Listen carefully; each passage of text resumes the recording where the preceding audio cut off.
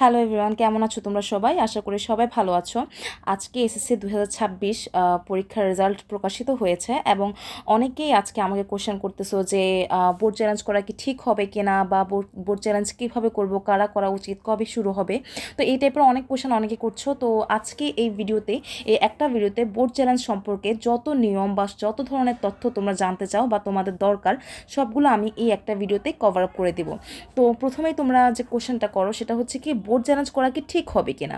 তো তাদের জন্য একটা জিনিস আমি তোমাদেরকে দেখাই। দেখো এখানে একটা স্টুডেন্ট কিন্তু কেমিস্ট্রিতে ফেল করেছিল। প্রথমে সে কেমিস্ট্রিতে ফেল করেছিল, পরবর্তীতে সে কেমিস্ট্রিতে কি পেয়েছে, বোর্ড চ্যালেঞ্জ করার পর সি পেয়েছে। তারপরে হায়ার ম্যাথে এ পেয়েছে, এ থেকে এ প্লাস হয়েছে, এ থেকে এ প্লাস হয়েছে, দেন হচ্ছে আবার দেখে এ মাইনাস পেয়েছিল, সেখান থেকে আবার এ হয়েছে। তো সি পেয়েছিল, সি থেকে বি হয়েছে। ইভেন আমি কিছু কিছু জায়গায় এটাও দেখেছি যে স্টুডেন্ট ফেল করেছিল, পরীক্ষাতে ফেল করেছিল, বোর্ড চ্যালেঞ্জ করার পর তার এ প্লাস পর্যন্ত এসেছে। মানে তোমরা কি এটা বুঝতে পারতেছো যে বোর্ড চ্যালেঞ্জটা কতটুকু ইম্পর্টেন্ট। তো তোমার যদি এরকম কনফিডেন্স থাকে যে আমি যদি বোর্ড চ্যালেঞ্জ করি আমার রেজাল্টটাতে একটা চেঞ্জ আসবে, তাহলে তুমি অবশ্যই বোর্ড চ্যালেঞ্জ করবে। আর 150 টাকা, বোর্ড চ্যালেঞ্জ করতে 150 টাকা লাগে। 150 টাকা তোমাদের জন্য, তোমাদের রেজাল্টের কাছে 150 টাকা কিছুই না। তোমরা যদি 150 টাকায় আবেদন করে তোমরা যদি 1 বছর তোমাদের বাঁচিয়ে ফেলতে পারো, বা 1 বছর তোমাদের যদি লস হওয়া থেকে বেঁচে যেতে পারে, তাহলে কি সেটা বেটার না?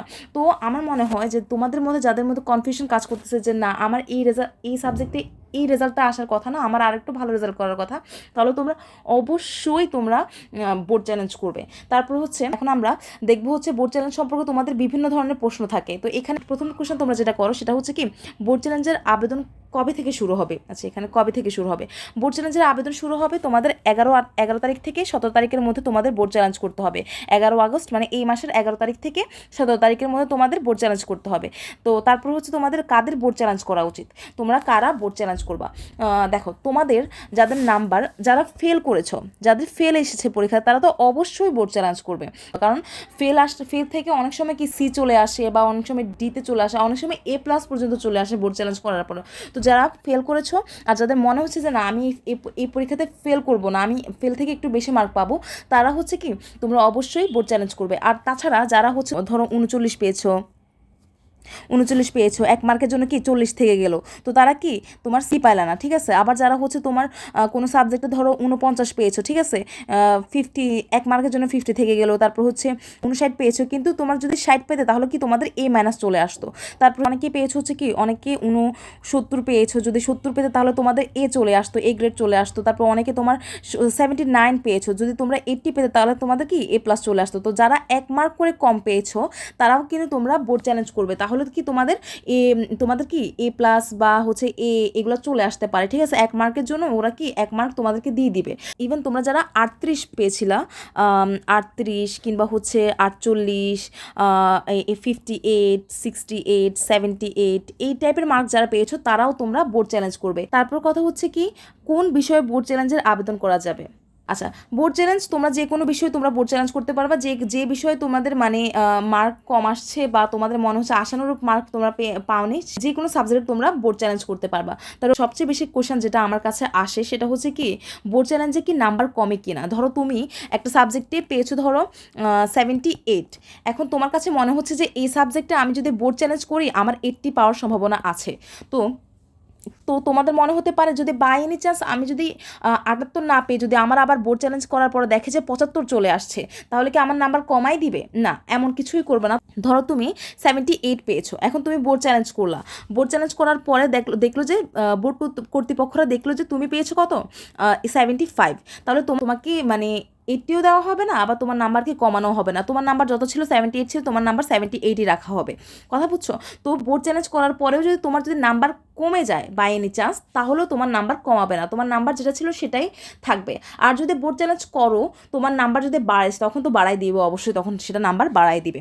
তারপরে হচ্ছে বোর্ড চ্যালেঞ্জ আবেদন কিভাবে করবা। আচ্ছা, বোর্ড চ্যালেঞ্জের জন্য আবেদন কিভাবে করবা, আগে হচ্ছে কি বোর্ড চ্যালেঞ্জের জন্য এসএমএস করা হতো, দেন হচ্ছে তোমার রেজাল্ট প্রকাশিত করা হতো। বাট এখন হচ্ছে কি জিনিসটা আরও ইজি করে ফেলছে। এখন তোমরা ওয়েবসাইটের মাধ্যমে ফর্ম ফিল আপ করেই তোমরা হচ্ছে বোর্ড চ্যালেঞ্জ করতে পারবা।